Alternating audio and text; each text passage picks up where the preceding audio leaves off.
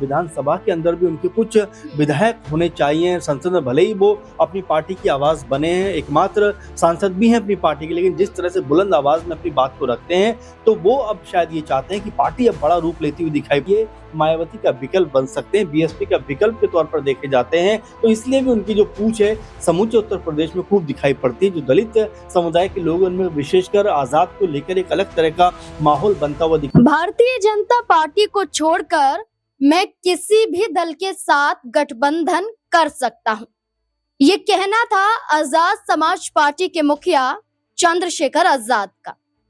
उत्तर प्रदेश में होने वाले 2027 के विधानसभा चुनाव से पहले चंद्रशेखर आजाद के ये शब्द क्या मायने रखते हैं? क्या उत्तर प्रदेश में कोई बड़ा गठबंधन होने वाला है? किसी दल का नाम चंद्रशेखर आजाद ने तो नहीं लिया, लेकिन सीधे तौर पर उनका ये कहना था कि बीजेपी को छोड़कर, क्योंकि मेरी विचारधारा बीजेपी के साथ मेल नहीं खाती है और मेरी जो विचारधारा है विपक्ष के कई दलों के साथ मेल खाती है। तो अब ऐसे में क्या कांग्रेस, क्या समाजवादी पार्टी या बहुजन समाज पार्टी, आखिरकार किस दल के साथ चंद्रशेखर आजाद गठबंधन की बातें कर रहे हैं? और क्या जो चंद्रशेखर आजाद अपना हाथ आगे बढ़ा रहे हैं, कोई दल उनका हाथ मिलाने के लिए तैयार होगा उनसे? क्या 2027 के विधानसभा चुनाव में चंद्रशेखर आजाद किसी गठबंधन के साथ चुनावी मैदान में उतरेंगे? इसी से जुड़े हुए कई बड़े तमाम सवाल यहाँ पर हैं, जवाब खंगालने की कोशिश करेंगे। हमारे साथ हमारे वरिष्ठ सहयोगी अमन सर मौजूद है। सर, उत्तर प्रदेश में चंद्रशेखर आजाद जो 2022 में चुनाव तो लड़े लेकिन अकेले अपने दम पर, उस दौरान भी पूरी कोशिश थी कि चंद्रशेखर आजाद गोरखपुर की सीट जीत जाए, लेकिन ऐसा नहीं हुआ। लेकिन अब 27 के चुनाव से पहले गठबंधन की चर्चा वो खुद करते हैं बाराबंकी की जमीन से।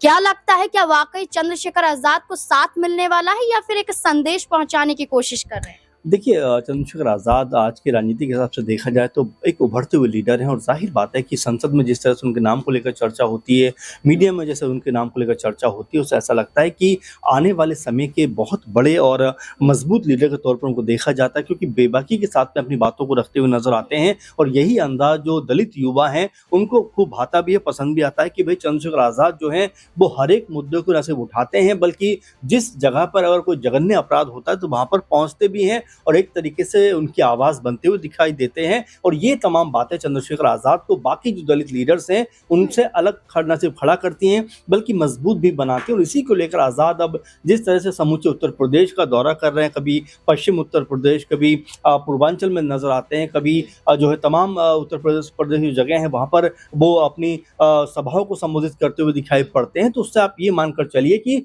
नगीने तक वो सीमित नहीं रहना चाहते बल्कि बाहर निकलना चाहते हैं। और ये उनकी इच्छा भी है कि देखिए विधानसभा के अंदर भी उनके कुछ विधायक होने चाहिए संसद में, भले ही वो अपनी पार्टी की आवाज बने हैं, एकमात्र सांसद भी हैं अपनी पार्टी के, लेकिन जिस तरह से बुलंद आवाज में अपनी बात को रखते हैं तो वो अब शायद ये चाहते हैं कि पार्टी अब बड़ा रूप लेती हुई दिखाई पड़े। विधानसभा में भी उनके कुछ चेहरे जो हैं वो कह सकते हैं कि अब बुलंद आवाज के साथ में अपनी बात को रखते हुए दिखाई पड़े। सर, 22 की बात करें तो 22 में समाजवादी पार्टी के साथ हाथ मिलाना चंद्रशेखर आजाद चाहते थे। कई बार मंच पर अखिलेश यादव के साथ भी नजर आए हैं, लेकिन ये कोशिश कामयाब नहीं हुई थी। तो क्या फिर से सपा की तरफ चंद्रशेखर आजाद बढ़ते हुए दिखाई? बिल्कुल आपने सही कहा, क्योंकि उस समय भी ऐसा लगा था कि चंद्रशेखर आजाद और सपा का जो गठबंधन है वो होता हुआ दिखाई पड़ेगा। और न सिर्फ 2022 में बल्कि 2024 में भी आजाद खूब उनके आगे पीछे घूमे, खूब बातचीत की, लेकिन अखिलेश यादव ने उनको मौका नहीं दिया। और ये तमाम जो बातें थी वो चंद्रशेखर आजाद ने साबित भी की कि भाई भले ही आप मेरे साथ खड़े ना हो, लेकिन मेरे अंदर अब इस तरह का कह सकते हैं कि अब जो लोकप्रियता वो इतनी चरम पर पहुंच गई है कि लोग मुझे जो है चुनाव जिताएंगे। और जब नगीना में वोटिंग होती है जहां पर उनके खिलाफ बीजेपी का प्रत्याशी होता है, सपा का होता है और तमाम जो है मजबूत प्रत्याशी होते हैं, लेकिन आजाद वहां पर एक बड़ी जीत दर्ज करते हुए दिखाई पड़ते हैं। तो ये अब आप मानकर चलिए कि आजाद भले ही उनकी पार्टी अभी बड़ा रूप ना ले रही हो, लेकिन आजाद कम से कम अब चर्चाओं का केंद्र जरूर बने हुए हैं। और यहाँ पर अब सपा को भी शायद ये लगे कि देखिए एक एक सीट जो है बहुत जरूरी है, एक एक वोट बहुत जरूरी है, विधानसभा का चुनाव है। ऐसे में अगर आजाद को इस बार भी इग्नोर किया तो कहीं ना कहीं घाटा उठाना पड़ सकता है। अब आप देखेंगे कि आजाद जिस तरह से लगातार उत्तर प्रदेश में घूम रहे हैं, क्योंकि उनको ये भी देखा जाता है कि ये मायावती का विकल्प बन सकते हैं, बीएसपी का विकल्प के तौर पर देखे जाते हैं, तो इसलिए भी उनकी जो पूछ है समूचे उत्तर प्रदेश में खूब दिखाई पड़ती है। जो दलित समुदाय के लोग उनमें विशेषकर आजाद को लेकर एक अलग तरह का माहौल बनता हुआ दिखाई पड़ता है। और इन तमाम चीजों को लेकर जहां अखिलेश यादव पीडीए की बात करते हैं, तो ऐसा मुझे भी लग रहा है कि विधानसभा चुनावों में हो सकता है कि इस बार अखिलेश और आजाद का साथ बनता हुआ दिखाई पड़ अच्छा जाए। सर, साल 2024 की ही बात करें तो सहारनपुर पहुंचते वक्त उनकी काफिले पर, उनकी गाड़ी पर गोलियां चला दी जाती हैं, जब कमर से छूकर वो गोली निकल जाती है।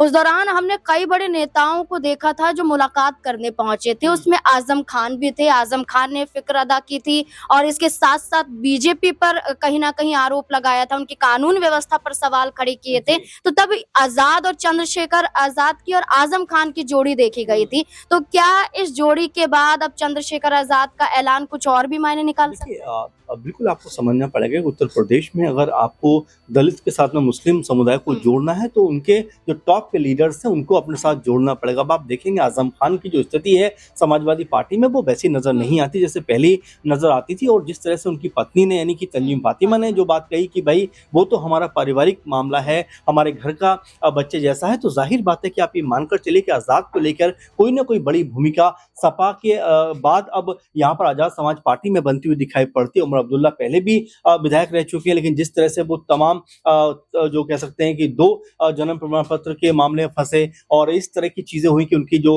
विधायकी थी वो खत्म होती हुई दिखाई पड़ी। लेकिन अब हो सकता है उनको भी एक नए ठिकाने की यहाँ पर जरूरत हो, क्योंकि अब्दुल्ला आजम को लेकर सपा के अंदर आप देखेंगे कोई भी जोशो खरोश नजर नहीं आता। जब वो जेल से बाहर आए थे तब भी उनको लेकर एक बार भी ट्वीट या ऐसा कोई बात नहीं कही गई। तो ये बताता है कि क्या आजम खान अंदर से दुखी हैं और यहाँ पर अगर वो आजाद समाज पार्टी में शामिल हो जाते हैं तो आजाद समाज पार्टी के लिए कम से कम 2-3 सीटें पक्की होती हुई दिखाई पड़ सकती हैं। और ये जैसा मैं कह रहा हूँ कि जो उनकी आवाज बुलंद होनी चाहिए और जो वो बुलंद अपनी आवाज करना चाहते हैं, तो हो सकता है कि अब यहाँ पर इस तरह से अपने आप को मजबूत करते हुए दिखाई पड़े, क्योंकि चाहे स्वयं प्रसाद मौर्य हो, चाहे जो पल्लवी पटेल हो, ऐसे तमाम जो इस तरह के लीडर्स हैं उनसे लगातार, चाहे ओवैसी हो, हाँ उनसे लगातार संपर्क में बातचीत भी कर रहे हैं। तो हो सकता है कि आने वाला जो 2027 का चुनाव उत्तर प्रदेश विधानसभा का है उसमें यहाँ कोई बड़ा गठबंधन संगठन बनाते हुए जो आजाद है वो नजर आ जाए। और ऐसा होता है तो वाकई में आप ये मानकर चलिए कि ओवैसी, आजाद और अगर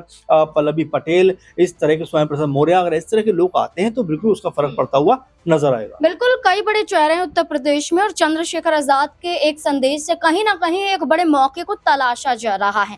चंद्रशेखर आजाद की चर्चा करें तो जब वो बाराबंकी में पहुंचे थे, वहां भाषण दे रहे थे, उस दौरान भी सीधे तौर पर उनका ये कहना था कि इस बार हमारी पार्टी विधानसभा चुनाव में उतरेगी और बड़े दमखम के साथ उतरेगी। जब 22 में सीएम बने थे योगी आदित्यनाथ, तो उस दौरान भी यही कहा गया था चंद्रशेखर आजाद के जरिए कि अगर हम नहीं होते तो आज बीजेपी यहाँ तक नहीं पहुंच पाती। तो कई चर्चा आजाद के जरिए होती रही है और कभी बार आलोचना बीजेपी की करते हुए नजर आए। कभी चंद्रशेखर आजाद को बी टीम तक कहा गया है बीजेपी की, लेकिन इस बीच में बीजेपी के खिलाफ अब चंद्रशेखर आजाद का बोलना ये मायने निकाल रहा है कि उत्तर प्रदेश में या तो सपा का साथ या फिर अलग ही कई बड़े चेहरों के साथ चंद्रशेखर आजाद गठबंधन कर सकते हैं, सामने आ सकते हैं, एक मंच पर नजर आ सकते हैं और एक बड़ा बदलाव उत्तर प्रदेश में हो सकता है। क्योंकि कांची राम को लेकर खुद